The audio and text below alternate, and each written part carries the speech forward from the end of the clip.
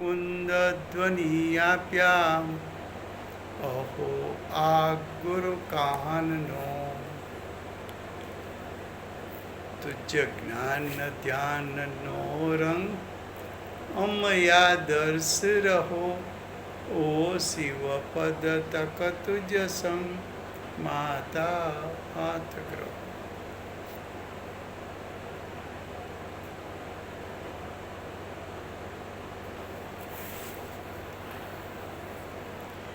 ये जैन सिद्धांत प्रवेशिका है। पंडित दौलत राम जी ने उसकी रचना की है।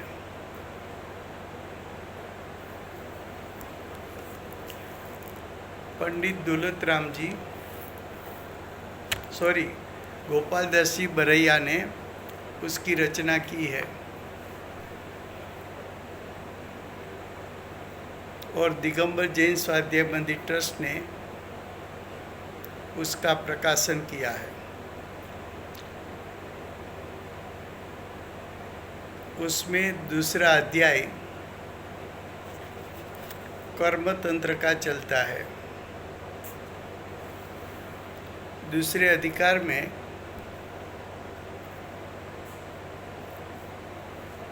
प्रश्न 245 पुण्य प्रकृति कितनी है और कौन कौन सी? सर अदापल्य चलेगा? है जी, अदापल्य। अदापल्य, ओके, अदापल्य पर आए थे। हाँ, सॉरी। क्वेश्चन 251 अदापल्य किसको कहते हैं? तो लिखा है कि 2000 कोस ऊंडा यानी डेप्थ और 2000 कोस पौड़ा यानी विर्थ ऐसा गोलाकार खड्डे में जिसका दूसरा भाग न हो सके ऐसे घेटों के बालों को भरना, उसके बाद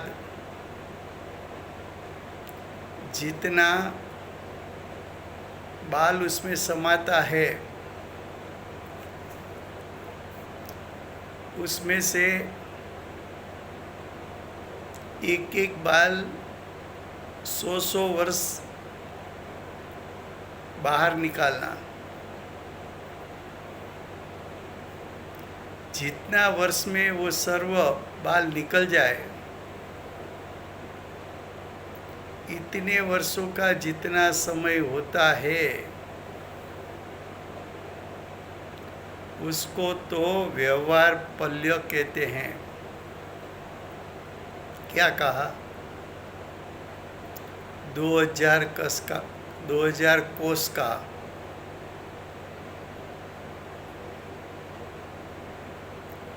डेप्थ वाला और 2000 कोस विड्थ वाला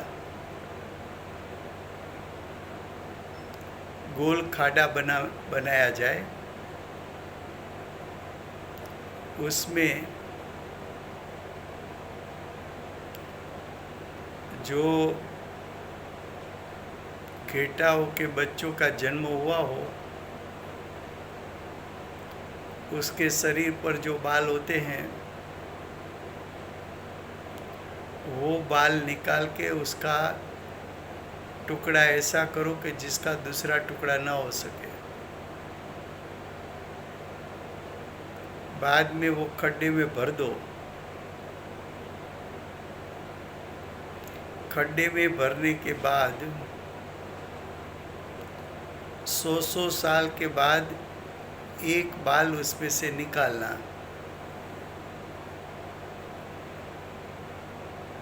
जब सब बाल निकल जाए इतने काल को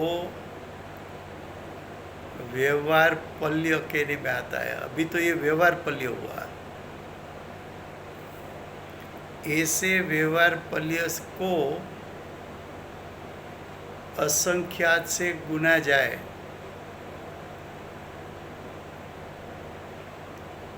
तब तो उद्धार पल्य बनता है, और उद्धार पल्य को असंख्यात से गुना जाए तब अधोपल्य होता है, और ऐसे अधोपल्य 10 करोड़ा करोड़ी 10 multiplied by 1 crore multiplied by 1 crore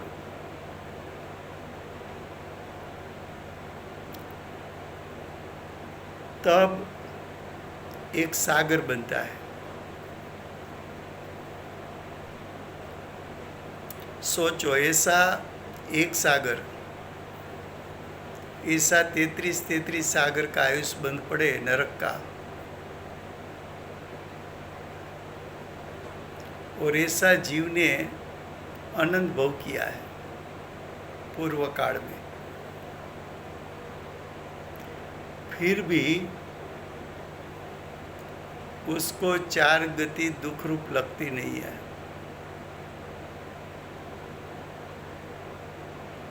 एक गति में से निकलता है तो जो क्षयोपशम ज्ञान वहाँ का था वो छूट गया, पूर्व की बात भूल गया।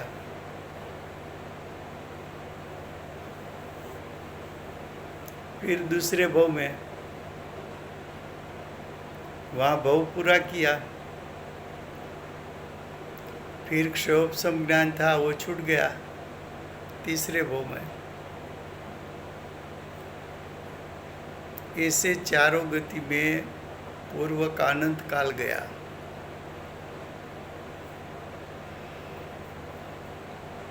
तो सागर की परिभाषा क्या है? तो कि 10 करोड़ा करोड़ी अधोपल्य,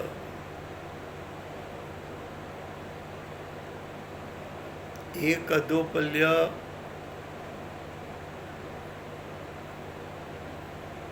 कब होता है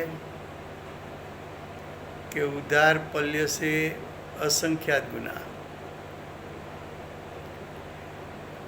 एक उदार पल्य कब होता है? तो कि व्यवहार पल्य से असंख्यात गुणा। तो व्यवहार पल्य को असंख्यात से गुनो तब उदार पल्य हुआ, उदार पल्य को असंख्यात से गुना तो अधोपल्य हुआ, और ऐसे 10 करोड़ा करोड़ी अधोपल्य तब एक सागर होता है।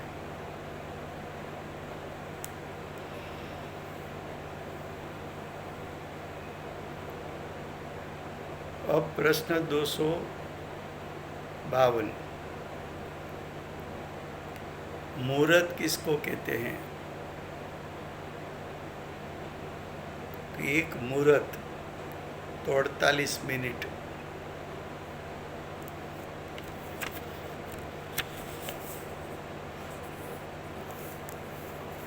जो सामायिक आदि करते हैं तो एक मुहूर्त की होती है। क्यों? तो कि एक मुहूर्त यानी 48 मिनट।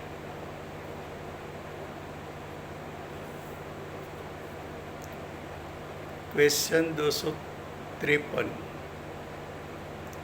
अंत मुहूर्त किसको कहते हैं? अंत मुहूर्त शब्द का अर्थ क्या है? मुहूर्त से अंदर का काल, मुहूर्त से कम काल। लेकिन कम काल यानी कितना?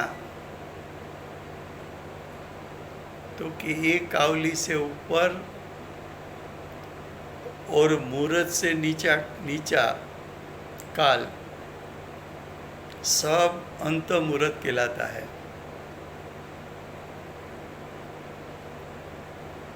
तो प्रश्न ये होगा कि आवली किसको कहे?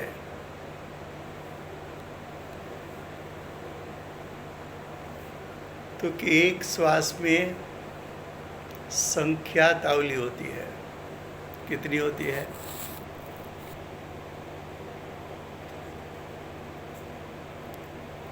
एक श्वास में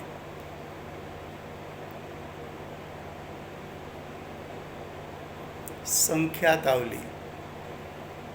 संख्यात का अर्थ है गिनती में आ सकता है। असंख्यात का अर्थ है कि उसको मर्यादा है, लेकिन अंकों की गिनती में वो नहीं आ सकता, वो असंख्यात है। अनंत उसका तो अंत ही नहीं। 4 संख्या बोली जाती है, एक, संख्यात, असंख्यात और अनंत। एक तो समझ में आता है। संख्यात का अर्थ है अंकों में जिसकी गिनती की जाए।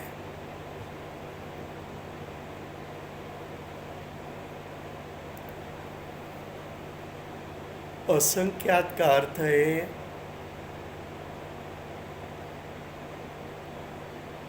कि उसकी कोई मर्यादा तो है, लेकिन अंकों से उसकी गिनती ना हो सके।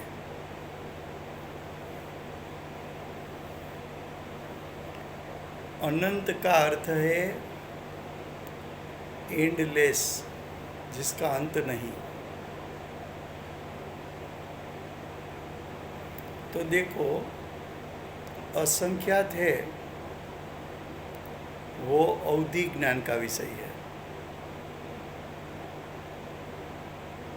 एक, संख्यात, असंख्यात। तो एक और संख्यात ये तो हमारे श्रुत ज्ञान का भी विषय है,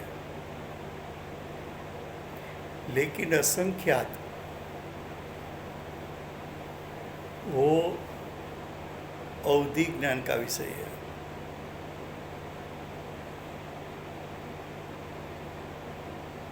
अनंत केवल ज्ञान का विषय है।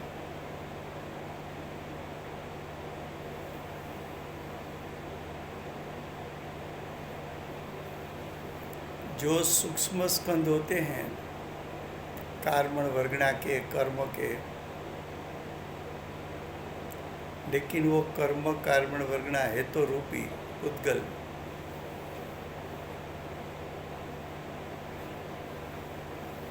उसको अवधि ज्ञान विषय बना सकता है।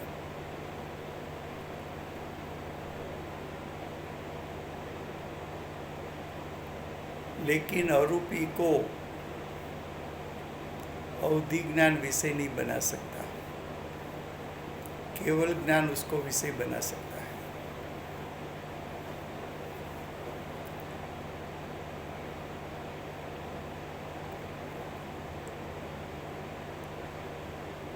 फिर से 254, आवली किसको कहते हैं? एक श्वास में संख्यात आवली होती है।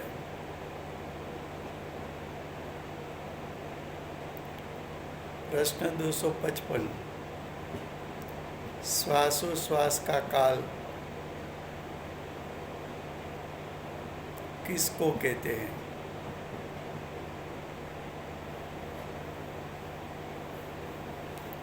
तो के निरोगी पुरुष उसकी नाड़ी का एक बार चलने से श्वासोश्वास काल कहने में आता है।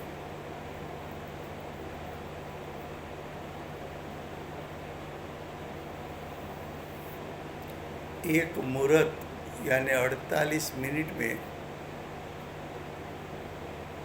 कितने श्वासोश्वास होते हैं?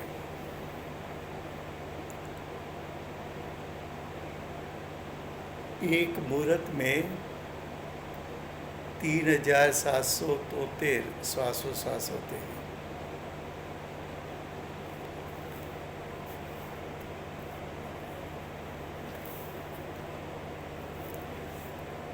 अब फिर से मूल विषय पर आए।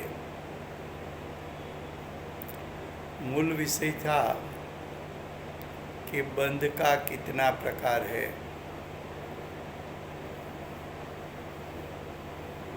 तो 4 प्रकार बताया था: प्रकृति बंध, प्रदेश बंध, स्थिति बंध, अनुभाग बंध। प्रकृति बंध का अर्थ किया था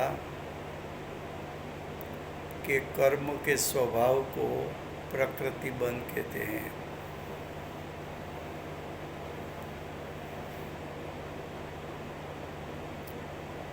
तब बताया था कि कर्म के स्वभाव 2 प्रकार के, घाती अघाती। पेटा भेद करो तो घाती 4 प्रकार के, अघाती 4 प्रकार के। घाती 4 का भेद करो तो 47 कर्म घाती के, और अघाती 4 के भेद करो तो 101 अघाती के भेद। 47 + 101 टोटल प्रकृति बंध के 148 भेद बताया था। अब प्रकृति बंध वाला विषय पूरा हुआ। उसके बाद स्थिति बंध बताया था। स्थिति बंध का अर्थ किया था कि भाव स्थिति बंध लो तो जीव कर्म के साथ कितना काल चिटक कर रहेगा, और द्रव्य स्थिति बंध लो तो कर्म जीव के साथ बंध को प्राप्त कितने काल रहेगा। किसी को कभी ऐसा प्रश्न होवे कि ये सूक्ष्म कर्म दिखने में आता नहीं, अरूपी जीव भी दिखने में आता नहीं, फिर भी आप कहते हो कि अरूपी आत्मा के साथ कर्म चिटकते हैं और बंध को प्राप्त होते हैं, तो हम ये बात को कैसे माने?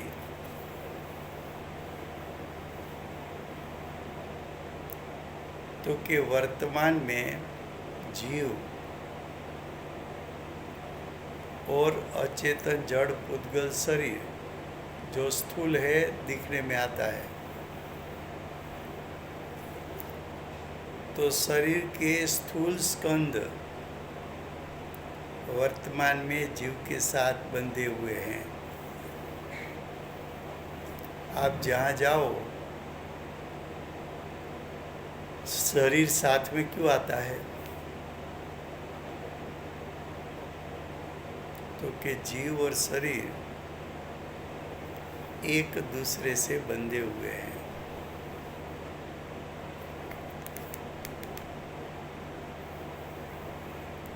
तो अगर स्थूल शरीर जीव के साथ बंध को प्राप्त हो सकता है, तो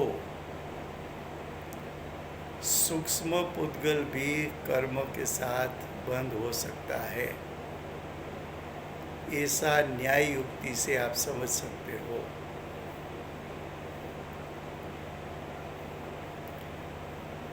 जब जीव शरीर के बीच में बंध छूट सकता है, तो स्थूल स्कंदों से जीव उसका बंध छोड़ सकता है, तो सूक्ष्म कर्मों से भी वो भी पुद्गल है, वो भी स्कंद है, तो उससे भी जीव छूट सकता है। तो ये दो बंधों की बात हो गई। अब तीसरे बंध की बात शुरू करते हैं। अनुभाग बंध किसको कहते हैं? प्रश्न 257।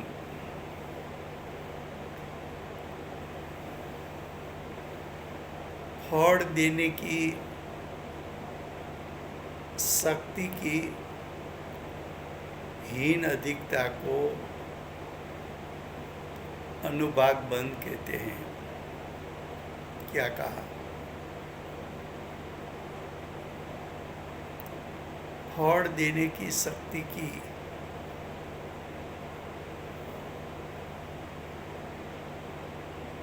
तो देखो, अनुभाग बंध किसके कारण होता है? तो कि कसाई के कारण होता है।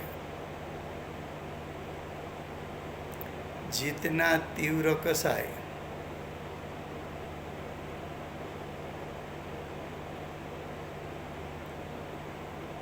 तो जितना तीव्र कसाई किया तो उसका निमित्त पाकर कर्म के अनुभाग रस भी तीव्र बंध को प्राप्त हुए।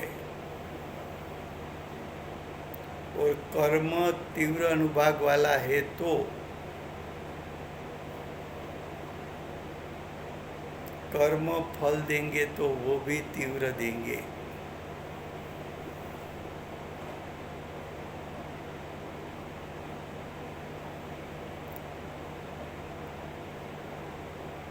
तो देखो, अनुभाग बंध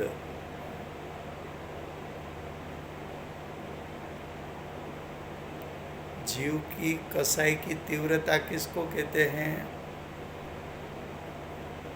जोर से बोलने को तीव्रता नहीं कहते हैं। आंख लाल हो गई इसलिए क्रोध तीव्र, ऐसा नहीं कहते हैं। सबसे तीव्रता अनंतानुबंधी कसाई की है, और वो भी मिथ्यात्व के साथ अनंतानुबंधी कसाई। उसके कारण फल देने की ताकत अधिक से अधिक होती है। मिथ्यात्व अनंतानुबंधी कसाई छूट जाए तो अप्रत्याख्यान कसाई की शक्ति फल देने की अनंतानुबंधी से काफ़ी कम है। काफ़ी कम का अर्थ कैसे करें, समझे कैसे?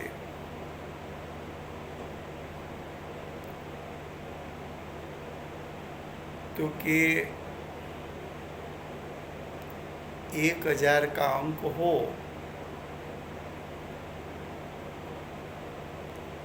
उसको 10 से डिवाइड किया जाए तो अंक 1000 में से 100 हो गया। वैसी तरह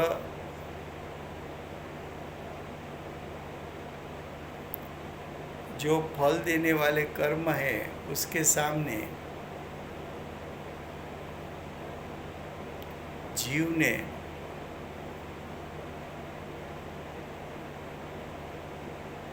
स्वभाव लक्षी पुरुषार्थ किया और सम्यक दर्शन और स्वरूपाचरण चारित्र प्रकट किया, तो जब जीव सम्यक दर्शन की सन्मुख हो जाता है तब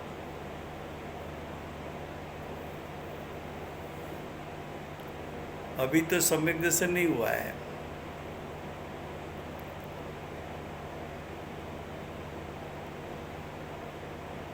तो जो जीव 5वीं लब्धि में प्रवेश करने वाला है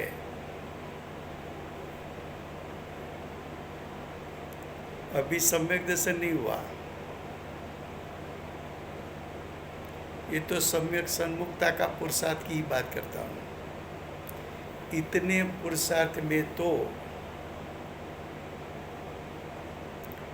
जो लंबा से लंबा कर्म 70 करोड़ा करोड़ी का था 40 कोड़ा-कोड़ी का था, वो सब एक कोड़ा-कोड़ी के अंदर आ जाता है।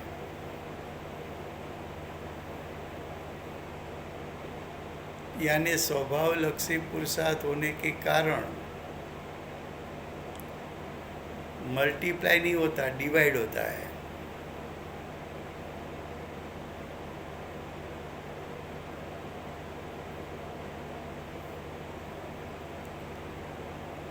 मोक्ष मार्ग प्रकाशक ने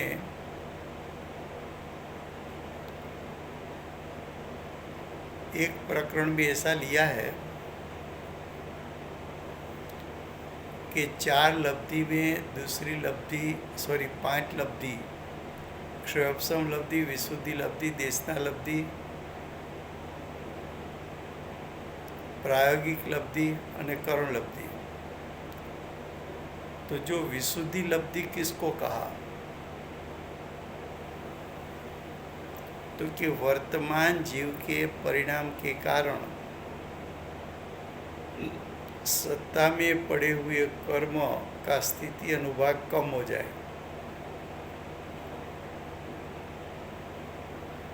अभी दूसरी लब्धि में सोचो,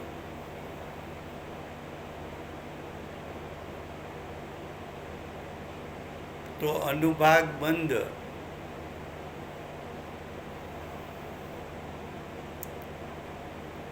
मिथ्यात्व के सहित 4 कसाय हो तो तीव्र से तीव्र,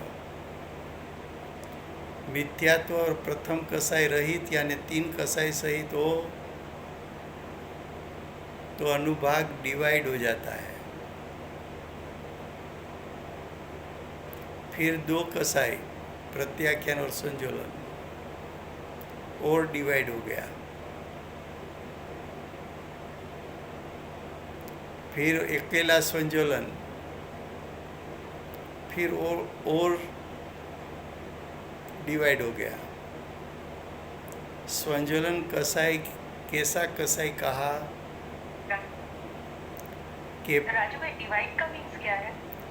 डिवाइड का अर्थ क्या है कि 100 को 10 से मल्टीप्लाइड करो तो 1000 होता है, लेकिन 100 को 10 से डिवाइड करो तो 10 हो जाता है।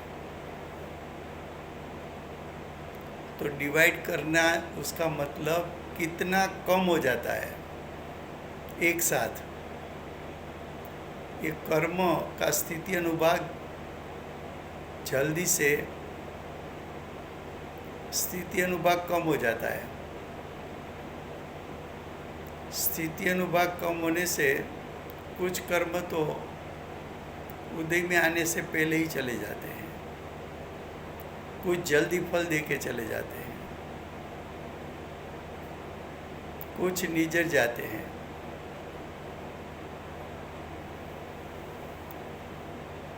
मैथमेटिक्स में डिवाइड किसको कहते हैं? डिवाइड करने से क्या हो और मल्टीप्लाई करने से क्या होता है?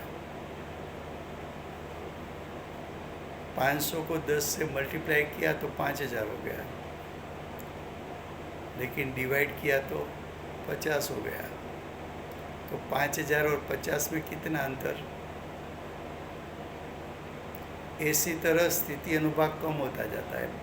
समझ लो कि आप एक 100 डिग्री का है, ऐसा समझ लो कसाई की तीव्रता। डिवाइड होना उसका मतलब वो 100 में से 99 हुआ, 98 हुआ, 97 हुआ, ऐसा नहीं होगा। जम करके सीधा 60 हो गया, 50 हो गया, 40 हो गया, उसकी तीव्रता 10 हो गई। इतनी जल्दी से स्पीड से तीव्रता कम होती जाती है। तो ये हुआ अनुभाग बंद। अब प्रदेश बंद किसको कहते हैं? तो जीव की ओर से प्रदेश बंद किसको कहे, कर्म की ओर से प्रदेश बंद किसको कहे? तो कि कर्म की ओर से एक समय का जीव ने भाव किया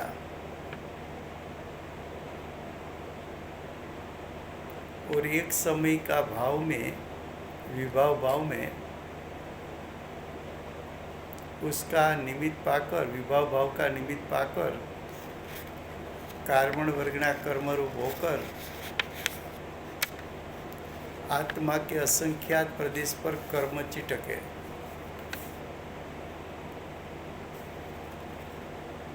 तो जो कर्म की संख्या है एक समय में चिटकने की, उसको प्रदेश बंध कहते हैं।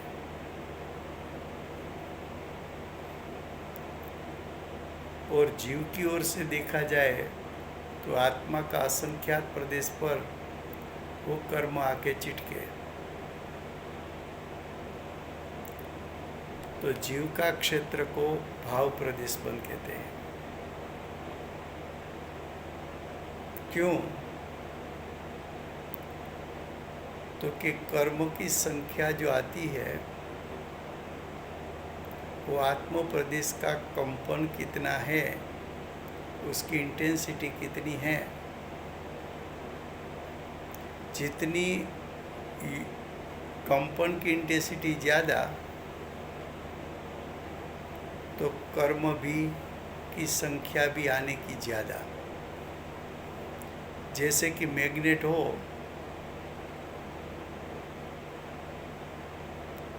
तो मैग्नेट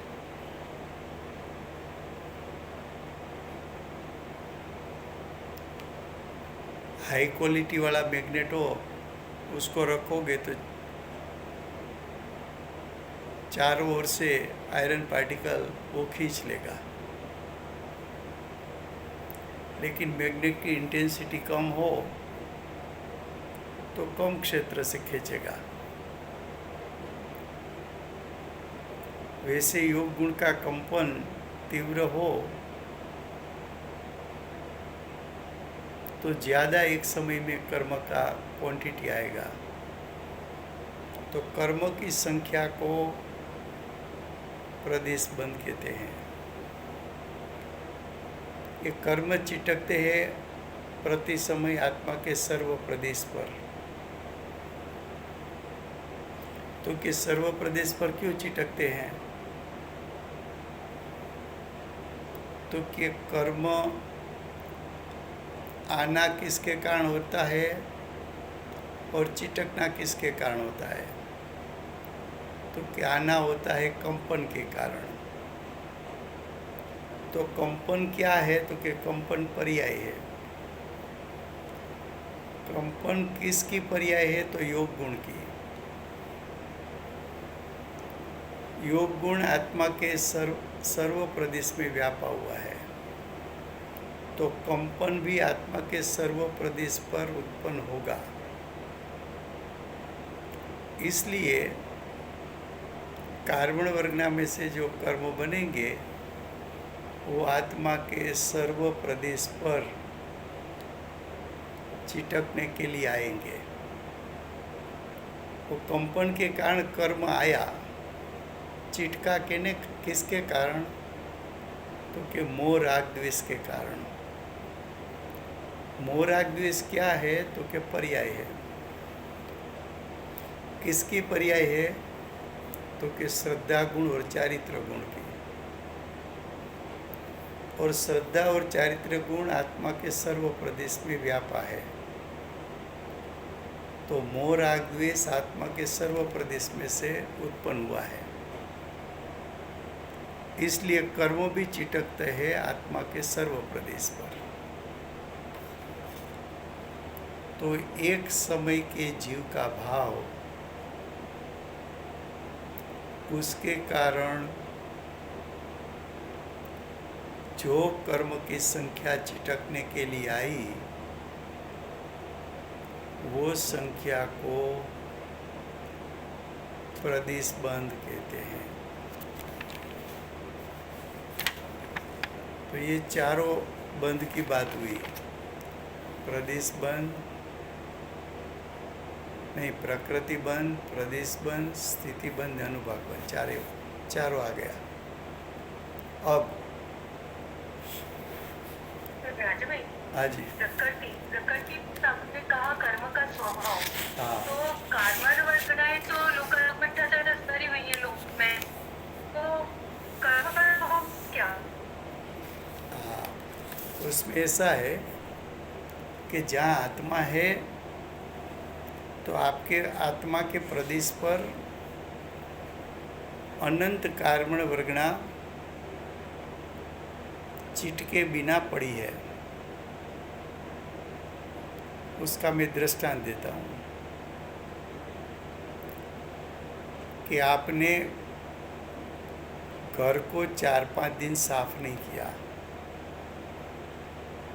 तो आपकी चट्टान पर धूल आकर पड़ी है, लेकिन वो चट्टान के साथ चिटकी हुई नहीं है। लेकिन चट्टान पर ग्लू गिर गया, चिकास वाला कोई भी पदार्थ गिर गया, तब वो परमाणु वहाँ चिटक गए। वो मैंने एक प्रक्रिया बताई। आत्मा और कार्बन वर्गणा के बीच में 2 प्रक्रिया होती है कि आत्मा का प्रदेश का कंपन होता है, तब आत्मा प्रदेश पर पड़ी हुई कार्बन वर्गणा अनंत प्रकार की है। अनंत प्रकार की क्यों होनी चाहिए? तो कि जीव के भाव अनंत प्रकार का है। जीव कौन सा भाव करेगा उस हिसाब से कार्बन वर्गणा सिलेक्ट होगी और कर्म रूप परिणमित होगी।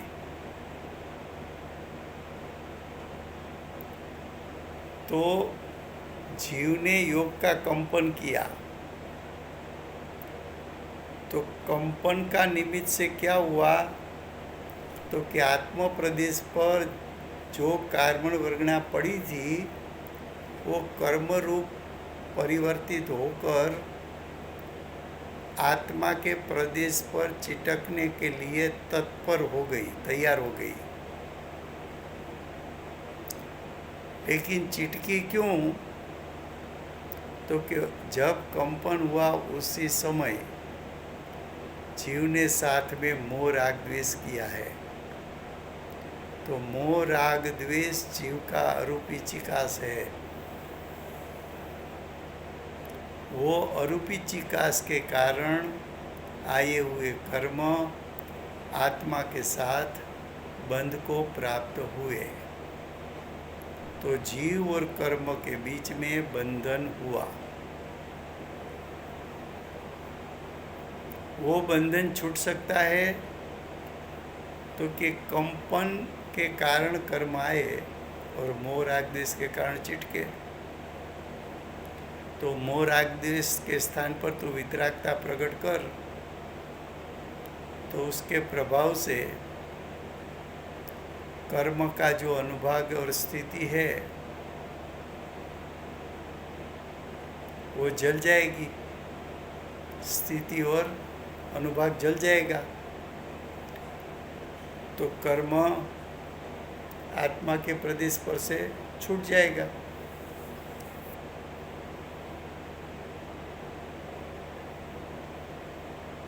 ख्याल में आता है? हाँ सर। तो देखो 4 प्रकार के बंध बताए थे: प्रकृति, प्रदेश, स्थिति, अनुभाग। प्रकृति बंध, प्रदेश बंध योग के कंपन के कारण, कसाई के कारण स्थिति बंध, अनुभाग बंध। और बंध की साइंटिफिक प्रोसेस भी है। और कार्बन वर्गणा में भी कर्मरूप परिणमन करने की योग्यता भी है।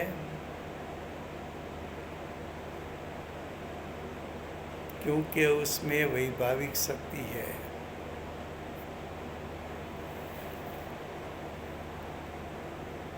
वैभाविक शक्ति का दो कार्य होता है, एक नैमित्तिक कार्य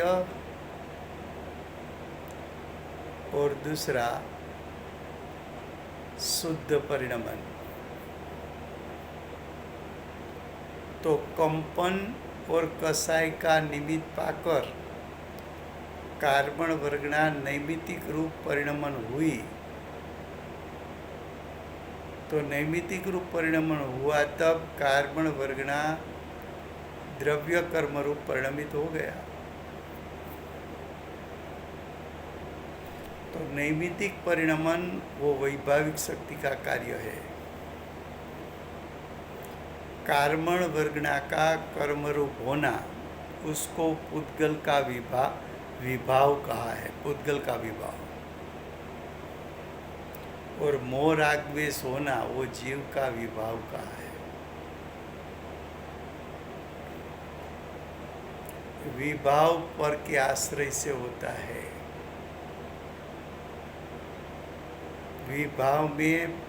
विभाव सापेक्ष परिणाम है। विभाव में पर का निमित्तपणा की अपेक्षा है। जैसे जीव के विभाव में कर्म का उदय की सापेक्षता है,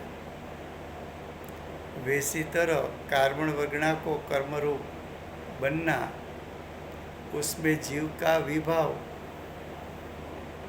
उसकी सापेक्षता है, उसका निमित्तपणा है।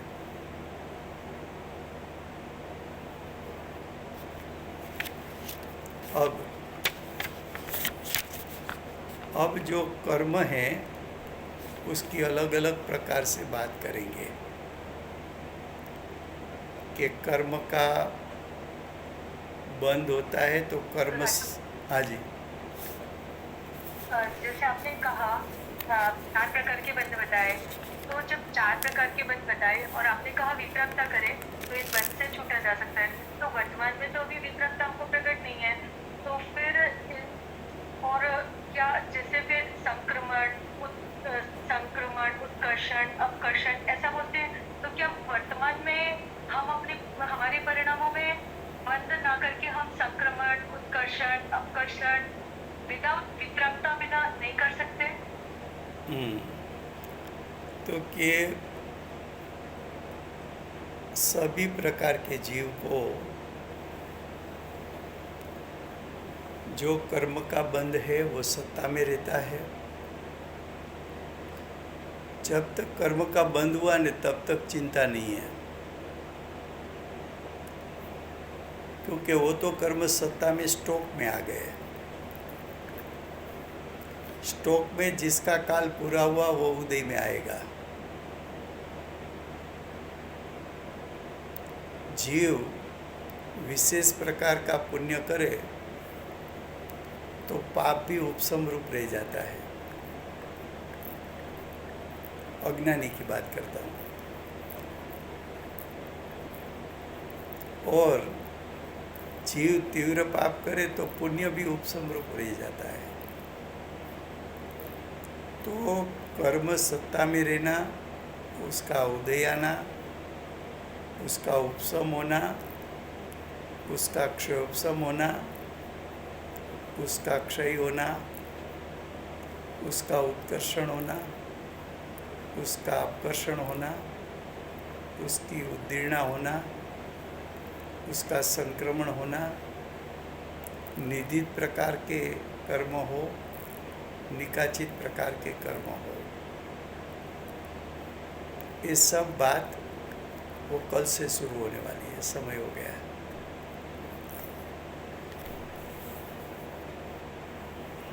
तो बाद में एक एक शब्द को समझाएंगे कि उदय का अर्थ क्या करना है, उपशम का अर्थ कैसे करना है, क्षयोपशम में क्षय और उपशम का अर्थ कैसे करना है, अकेला क्षय हो तो क्या अर्थ करना है, वो सब विषय कल चलेगा। वर्तमान 24 आखिरी तीर्थंकर बाल ब्रह्मचारी महावीर भगवान नो जय हो। મહાવિદ્ય ક્ષેત્રે બિરાજતા પ્રથમ તીર્થંકર શ્રી સિમંદર ભગવાન કી જય હો. કડીકાળ સર્વજ્ઞ કેવળ જ્ઞાનની તળેટીમાં બેઠેલા મા સમર્થાચાર્ય ભગવત કુંકુંદાચાર્ય દેવ કી જય હો. વર્તમાન કાળે જીવની મુખ્યતાથી ઉપદેશ આપનાર તીર્થના નાયક, તીર્થના સ્થાપક, તીર્થના પ્રવર્તક પરમ કૃપાળુ શ્રી સદગુરુ દેવની જય હો. પૂજ્ય ગુરુદેવના શિષ્યમાં શિરોમણી સ્વાનુભવયુક્ત, જાતિસ્મરણ જ્ઞાનયુક્ત, અવધિ જ્ઞાનયુક્ત પ્રસમમૂર્તિ ભગવતી માતનો જય હો. सम्यक दर्शन की प्राप्ति में निमित्त रूप चिन्वाणी मात की जय हो. पूज्य गुरुदेव और माता जी की साधना भूमि स्वर्णपुरी धाम की जय हो. स्वर्णपुरी धाम में विराजते हुए सर्वदेव शास्त्र गुरु भगवंत की जय हो. वर्तमान गुरु और भविष्य के तीर्थंकर से सूर्यकृतिनाथ भगवान की जय हो. श्री सूर्यकृतिनाथ भगवान के मुख्य गणधर श्री देवेंद्र कीर्तिनाथ भगवान की जय हो. परम दिगंबर जैन धर्म की जय.